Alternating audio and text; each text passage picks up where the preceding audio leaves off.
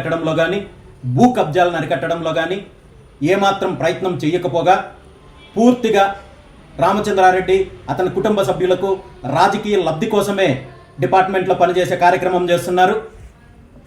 ఈరోజు గత 4.5 సంవత్సరం నుండి ప్రజా వ్యతిరేక విధానాల మీద ఎవరు పోరాడినా వాళ్ళ మీద తప్పుడు కేసులు పెట్టే ప్రయత్నం చేస్తున్నారు, వేధించే కార్యక్రమం చేస్తున్నారు.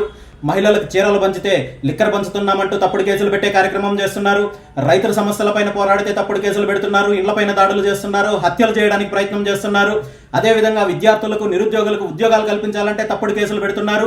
ఇవన్నీ కేవలము పోలీస్ వ్యవస్థలో ఉన్న కొంతమంది అధికారులు, మంత్రి పెద్దిరెడ్డి రామచంద్రారెడ్డి యొక్క రాజకీయ లబ్ధి కోసం చేస్తున్న కార్యక్రమాలు. ఇది ఇక్కడ జరుగుతున్న అరాచకాల గురించి పోలీస్ వ్యవస్థలో ఉన్న ఉన్నతాధికారులు కూడా గుర్తించాలి.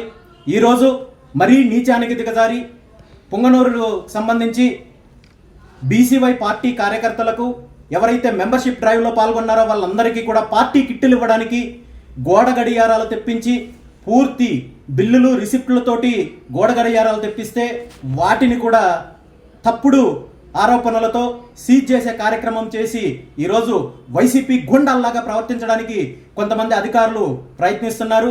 పోలీసు అధికారుల్లో ముఖ్యంగా పుంగనూరు సిఐ రాఘవరెడ్డి గారు కావచ్చు, అదేవిధంగా కృష్ణారెడ్డి గారు కావచ్చు, ఇంతకుముందు పనిచేసిన మధుసూదన్ రెడ్డి కావచ్చు, గంగిరెడ్డి కావచ్చు, ఇప్పుడు డిఎస్పీగా ఉన్న సుధాకర్ రెడ్డి కావచ్చు, ఇంతకుముందున్న రిషాంత్ రెడ్డి గారు కావచ్చు, వీళ్ళందరూ కూడా కేవలం ఒక వ్యక్తి రాజకీయ లబ్ధి కోసం అధికారాన్ని దుర్వినియోగం చేస్తున్నారు. దీన్ని పోలీస్ వ్యవస్థలో ఉన్న పెద్దలు కూడా గుర్తించాలి. ఇలాంటి నీచమైన చర్యలు చేయడం ద్వారా మీరు పెద్దిరెడ్డి రామచంద్రారెడ్డికి రాజకీయ లబ్ధి చేకూర్చొచ్చు అనుకుంటే అది మీ మూర్ఖత్వం అవుతుంది. ఖచ్చితంగా మీరు దీనికి తగిన మూల్యం చెల్లించుకునే రోజులైతే వస్తాయి.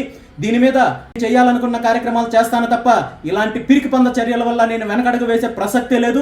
దీని మీద న్యాయపరంగా నేను